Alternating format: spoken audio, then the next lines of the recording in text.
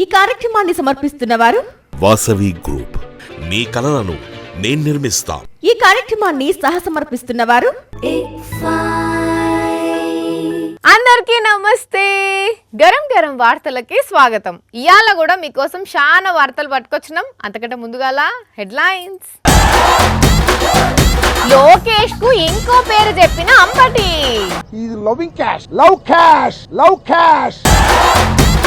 వైసీపీనే గెలుస్తుందంటున్న Nimmala Ramanaidu. ఖాయమన్నట్టేనా sir మీ కూటమి ఓడిపోవుడు. Publicity కోసం ఆటోలల్లబోతున్నారు ఎమ్మెల్యేలు. వెనుకబోయే కార్లను చూసి హవ్వా అంటున్నారు జనాలు. గుడిలా గంటనెత్తుకపోయిండు దొంగోడు. ఖచ్చితంగా నాశనమైపోతాడు వీడు. పెరిగిన పెట్రోల్ రేట్లను మన లవ్ క్యాష్ గారు తగ్గియాలని అంబటి సార్ డిమాండ్ చేస్తున్నారు. సరే, పెట్రోల్ ధరల ముచ్చట అటుంచితే ఇంతకు ఆ లవ్ క్యాష్ ఎవరు? ఆ పేరు ఎప్పుడు వినలేదే. ఇంతకు ఆ లవ్ క్యాష్ ఎవరు సార్? పెట్రోల్ ధరలు తగ్గించేటటువంటి కార్యక్రమాన్ని ఈ లవ్ క్యాష్ గారు తొందరగా చేయాలని ఈ సందర్భంగా నేను మీ ద్వారా వారికి విజ్ఞప్తి చేస్తున్నాను. అరే ఎవరు సారు ఆ love cash?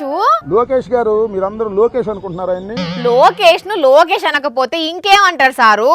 Is not Lokesh. Love cash, love cash, love cash. ఏంది సారు, లవ్ క్యాష్ అనేది లోకేష్ పేరా?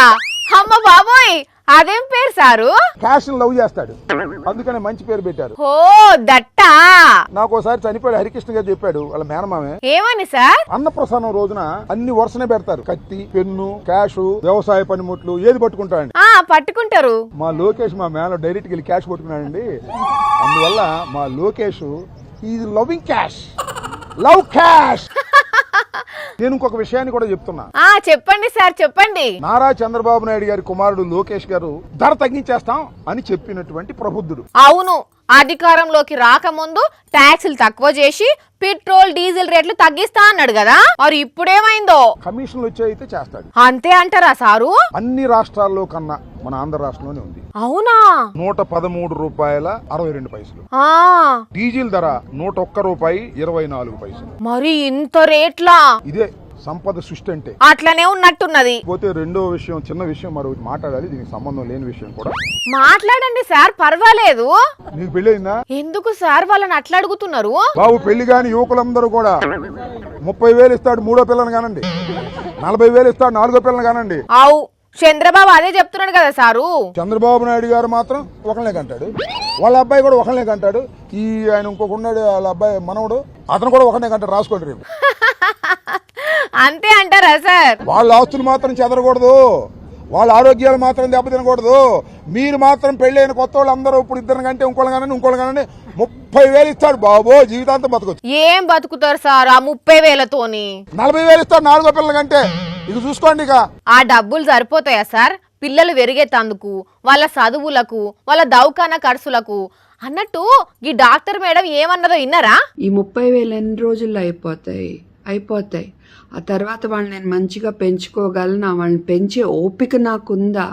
ఇవన్నీ ఆలోచించి నిర్ణయం తీసుకోండి అన్నట్టు బాబు సంపద సృష్టి కోసమే ఇట్లా పిల్లల్ని కనమని చెప్తున్నాడట. పిల్లలే సంపద. ముగ్గురు కంటే 30, నలుగురు అంటే 40, 5 కంటే 50. ఏంది ఏలం పాట? పిల్లలు కంటానికి ఏలం పాట? పిల్లల్ని ఎవరు కంటారు? ఆర్థిక స్థోమత బాగుండప్పుడు అసలు పూర్వాన్ని స్కూల్లో చేర్చాలంటే ఎంత అవుతుంది? చదివించాలంటే ఎంత అవుతుంది? వాళ్ళ భవిష్యత్తు ఏంటి? ఏం అవసరం? కనండి డబ్బులు ఇస్తాడు. ఎందుకనేది? ఎలక్షన్లకు ముందు సంపద సృష్టిస్తా అని చెప్తే ఏమో అనుకున్నా, బాబు ఇట్లా సంపద సృష్టించమని చెప్తాడని అస్సలకే అనుకోలే అని అంటున్నారు పబ్లిక్. నీకు 15,000, నీకు 15,000, నీకు 15,000, అమ్మా నీకు 18,000, అమ్మా నీకు 18,000 అని అప్పట్లో బగ్గా ట్రోల్ అయింది. ఎవరో తెలుసు కదా? ఎస్, ఇప్పటి మంత్రి నిమ్మల రామానాయుడు గారేనుల్లా. ఇక సారు కూటమి సర్కార్ కాడి ఎత్తేసినట్టేనని డైరెక్ట్ హింట్ ఇచ్చిండుల్లా. ఒక హింట్ ఇవ్వడమే కాదుల్లో, బరాబర్గా వచ్చేది వైసీపీ సర్కారే అని చెప్పేసిండు. అర్థమైందానుల్లా మంత్రి నిమ్మల రామానాయుడు గారు ఏమని సెలవిచ్చిండ్రో? రేపు పొద్దున మీకు పవర్ వచ్చినాక మీరే గొప్పగా చేసుకోండ్రి అని వైసీపీలకు జవాబు చెప్పిండు. కావాలంటే మళ్ళొకసారి నుండ్రి. ఇంతకు సార్ ఎందుకు ఇట్లా అన్నాడనంటే పశ్చిమ గోదావరి జిల్లా పోడూరు మండలానికి పోయిండు నిమ్మల సారు. ఇగాడ జమైన జనాలు వైసీపీలు వాళ్ళ సమస్యల మీద ప్రశ్నించిండ్రు. మాకు రోడ్లు వేయండి, మాకు నిధులు విడుదల చేసి డెవలప్మెంట్ చేయండి అని అందరు అడిగేసరికి ఇట్లా మాట్లాడిండుల్లా. మరి మీ గవర్నమెంట్ వచ్చినాకనే చేసుకోండి అని మంత్రి సార్ అంటుండు అని అంటే వచ్చే ఎలక్షన్ల కూటమి సర్కార్ గెలవదని ఒప్పుకున్నట్టే కదా. మరి చెప్పిన హామీలన్నీ నెరవేర్చలేదు. ఆ సోంటప్పుడు ఎట్లా గెలుస్తాం తీ అని నిమ్మల సార్కి అనిపించి గిట్లా అన్నాడు. లేకపోతే జనాల అభిప్రాయం పసిగట్టిండో గాని మొత్తానికైతే రాబోయేది వైసీపీ అని చెప్పకనే చెప్పిండి ఇట్లా. పెరిగిన పెట్రోల్ డీజిల్ ధరలను తక్కువ చేయాలని చెప్పి వైసీపీ నేతలంతా ఇలా రోడ్డెక్కిండ్రా. రకరకాల నిరసనలు చేసి పెరిగిన ధరల మీద ఈ సర్కార్ను నిలదీసిండ్రా. రిక్షాలు దొక్కిండ్రా, ఎడ్ల బండి మీద పోయినరా. అయితే వాళ్ళంతా కూడా నిరసనలో భాగంగా గట్ల చేస్తే గీడేమో పోలీస్ వెహికల్ని కూడా నెట్టుతున్నారు. కొంపదీసి పెట్రోల్ ధరల పెంపు మీద పోలీసులు కూడా నిరసన చేస్తున్నారా ఎట్లా?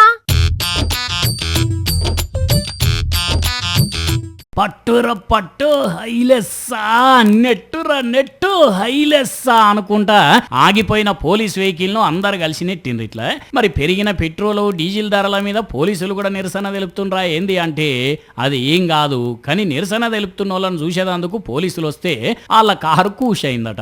ఎంత కుషాలు కాలేదట. ఇక వెంటనే ఆన్య ఉన్నోళ్ళంతా ఇగో ఇట్లా నెట్టిండ్రు.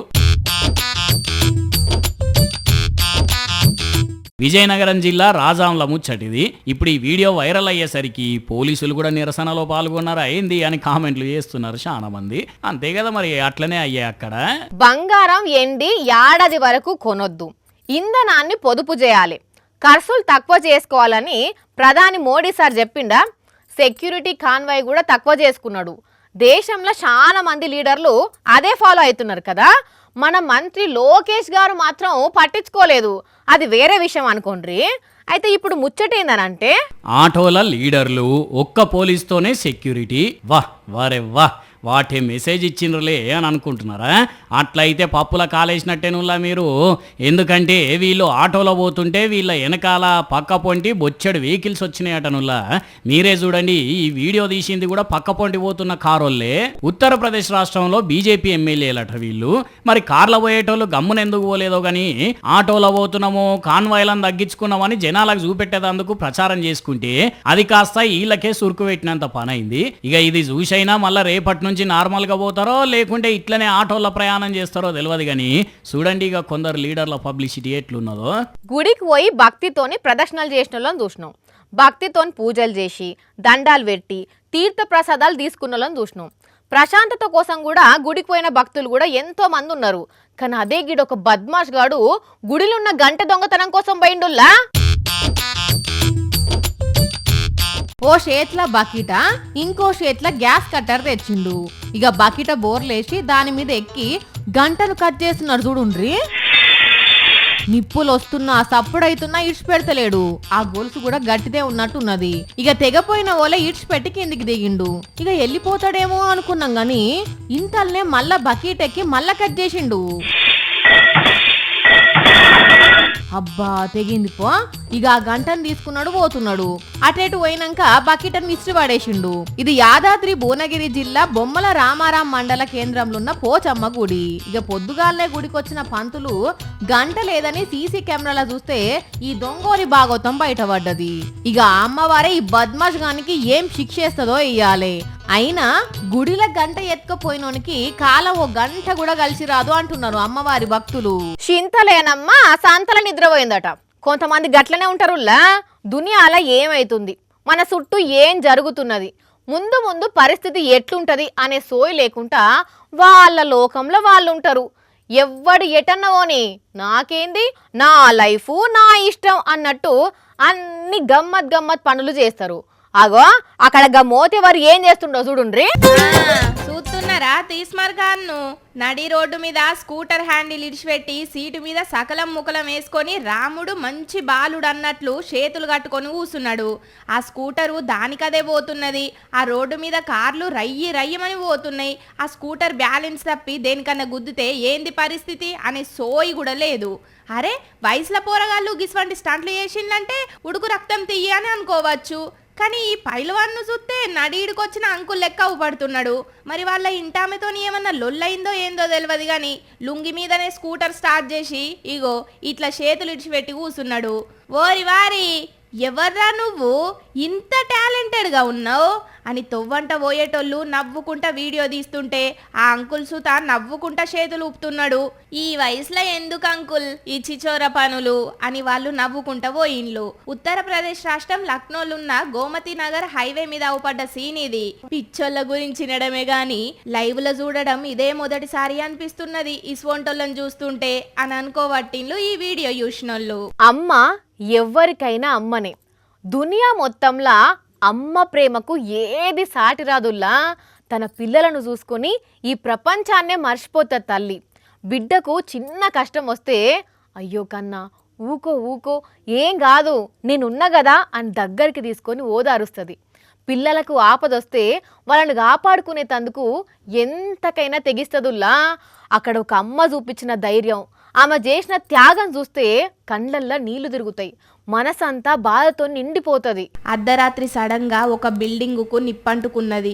లోపటున్నోళ్లకు తెలిసేటాళ్లకు మంటలు ఎక్కువైపోయినాయి. 3వ అంతస్తులా ఒక తల్లి ఆమె 3 పిల్లలు ఇరుక్కబోయిండ్లు. వాళ్లకు తప్పించుకునే ఛాన్స్ లేదు. కిందున్న పబ్లిక్ కూడా ఏం చేసేటట్లు లేదు. ఆ టైంలా తన 3 పిల్లలను కాపాడుకునేటందుకు ఆ తల్లి పడ్డ ఆరాటం అంత ఇంత కాదు. తనకేమైనా పర్వాలేదు, తన బిడ్డలకు ఏం కావద్దని తల్లడిల్లిపోయింది. పక్క బిల్డింగ్ బాల్కనీలున్న వాళ్లను హెల్ప్ చేయమని అడిగింది.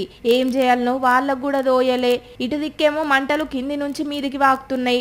ఇంకా లేట్ చేస్తే తన పిల్లలు తనకు దక్కరు అనుకొని చిన్న బిడ్డను ఒక దుప్పట్ల జుట్టి అవతలి దిక్కు బాల్కనీలున్న వాళ్ళకు అందించింది. ఆ తర్వాత ఒక నిచ్చెనేసి 2 పిల్లలను అవతలి దిక్కు బాల్కనీలకు పంపించింది. ఇక అందరూ అమ్మయ్యా అని కింది నుంచి చూస్తున్న పబ్లిక్కు ఊపిరి పీల్చుకున్నారు. నువ్వు కూడా వచ్చేయి అని బాల్కనీలు ఉన్నోళ్ళు అరుస్తున్నారు. కానీ అప్పటికే నల్లటి పొగ ఆమెను చుట్టుముట్టింది. తన 3 బిడ్డలకు పునర్జన్మనిచ్చి ఆ తల్లి ఆ మంటలకు బలైపోయింది. ఉత్తరప్రదేశ్ రాష్ట్రం ప్రయాగ్రాజ్లో జరిగింది ఈ ఫైర్ యాక్సిడెంట్. ఇక అది చూసి ఆ వాడకట్టోళ్ళందరూ బాధపడ్డరు. అమ్మ ప్రేమకు, త్యాగానికి, ధైర్యానికి ఇంతకు మించిన ఉదాహరణ ఇంకే ఉంటది అనుకున్నారు ఈ వీడియో చూసినోళ్ళు. భక్తులు గుడికి పోతే ఏం చేస్తారుల్లా? గుడి చుట్టూ తిరిగి దేవుణ్ణి దర్శనం చేసుకొని కొబ్బరికాయలు కొట్టి అయ్యగారి దగ్గర ఆశీర్వాదం తీసుకొని వస్తారు. జల్దీనే కోరిక నెరవేరితే మళ్ళొస్తాం స్వామి అని మనసులో తలుసుకుంటారు కదా. అయితే ఇక్కడ మాత్రం భక్తులు దర్శనాలు చేసుకున్నాక గుడి మూసేసినాక ఒకళ్ళు గుడికి పోయినరు. అరే అదేంది, అసలు ఏం జరిగిందంటే ఈ వార్త చూడాల్సిందే.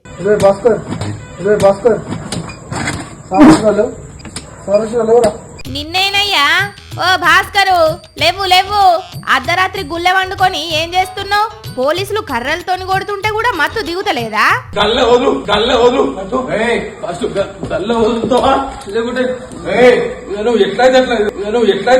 భూష్ణి అన్నాలం పాడుగాను కాకిల మీదకే మరల పడుతున్నాడు కదా.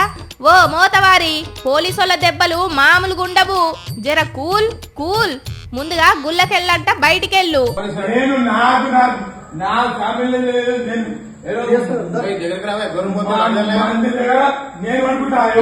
మెదక్ జిల్లా నర్సాపూర్లున్న కన్యకా పరమేశ్వరి గుళ్ళ ముచ్చటిది. గుడి చుట్టుపక్కల జనాలు ఈ మోతవారిని చూసి అనుమానపడి దొంగ గుళ్ళ జొరబడ్డని పోలీసులకు ఫోన్ కొడితే వాళ్ళొచ్చి స్టేషన్ కు తీసుకుపోయిండ్రు. కానీ చూడుండ్రి ఎట్లున్నదో తమాషా. అర్ధరాత్రి గుళ్ళకు పోయి నిద్రపోయిండంటే ఎంతగానం పుచ్చుకున్నాడో ఏందో అర్థం చేసుకోండ్రి. కాకపోతే గుళ్ళ మాత్రం ఏం దొంగతనం జరగలేదట.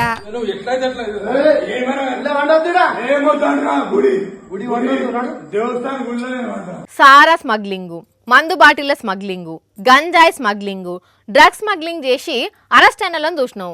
ఇదేం దందారా అయ్యా అని వాళ్ళని చూసి పరిశాన్ కూడా అయినాం కదా. అయితే ఇక్కడ మాత్రం ఒకరు వాళ్ళ దందాకు మించిన ఇచ్చంత్రపు దందా చేసిరుల్లా. ఇంతకు అదేం దందానో మీరు కూడా చూడచేయండి. ముందుగానే చెప్తున్నా పరిశాన్ అవుతారు పక్క. అమ్మ అమ్మ బాబోయ్ పాములు!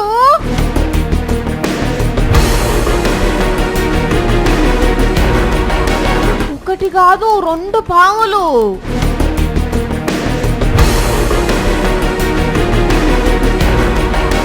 పప్పులు ఉప్పులు బియ్యం మూట కట్టినట్టే ఈ పాముల్ని మూట కట్టిర్రు.